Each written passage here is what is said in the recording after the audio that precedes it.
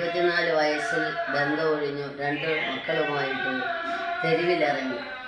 അത്രയും കഷ്ടപ്പെട്ട് ആഹാരമില്ല, ഉടുക്കത്തുണിയില്ല, ജീവിതമാർഗത്തിന് മാർഗവുമില്ലാതെ ഭഗവാനെ സേവ ചെയ്ത് അംഗൻവാടിയിലെ ഭക്ഷണവും മേടിച്ച് കഴിച്ച് മക്കളെയും വളർത്തി പോച്ചയും പുല്ലും മറിച്ച് വിറ്റും ഇത്രയും കഷ്ടപ്പെട്ട് ഭഗവാൻ ഇവിടെ കൊണ്ടുവന്നിട്ട് 50 വർഷക്കാലം ഈ ജനുവരിയിലായിരുന്നു.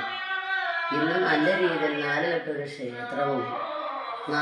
ക്ഷേത്രമൊക്കെ പണിഞ്ഞു വന്ന ഭക്തരുടെ ഓരോ സങ്കടങ്ങൾ, കുട്ടികളില്ലാത്തവർക്ക് തന്നെ ഭഗവാന്റെ ദർശനത്താൽ പൊങ്കാലയിട്ടും തങ്കവേൽ നോയമ്പൊക്കെ എടുത്തൊക്കെ 150 കുട്ടികളോടുണ്ട്.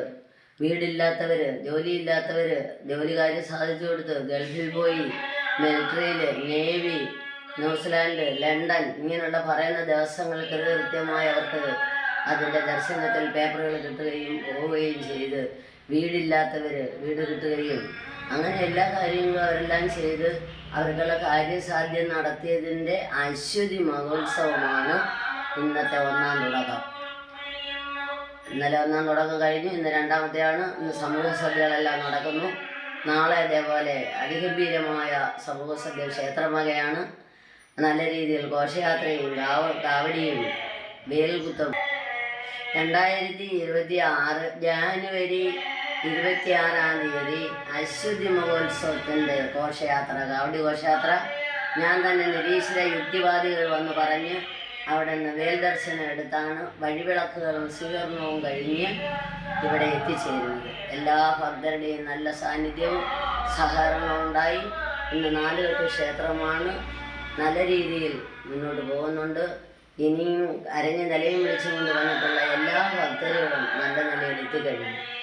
ഇനിയും മുന്നോട്ട് അങ്ങനെ പോകട്ടെ. ഭക്തരും ഭഗവാനും ഞാനും അതിനൊപ്പം വരുന്ന ഭക്തരോടൊപ്പം ഉണ്ടു എന്നുറപ്പ് തരുന്നു.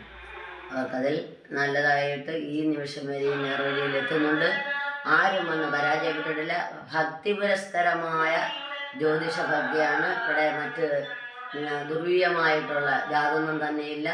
ദർശനത്താലുള്ള കാര്യങ്ങളും ഭഗവാന്റെ അനുഗ്രഹവും തങ്കവേൽ പൂജ, പുളിസാദമൂട്ട്, മുട്ടുറക്ക്, ഗണപതി ഹോമം, മൃത്യുഞ്ജയ ഹോമം, സുദർശന ഹോമം, കാര്യസിദ്ധി പൂജ ഇങ്ങനെയുള്ള കാര്യങ്ങൾ ഭക്തർ നടത്തിയെടുത്താണ് അവരുടെ കാര്യങ്ങൾ മുന്നേറുന്നതും. അതിൻ്റെ ഒരു പിൻഗാമിയായി ഞാൻ നിൽക്കുന്നു.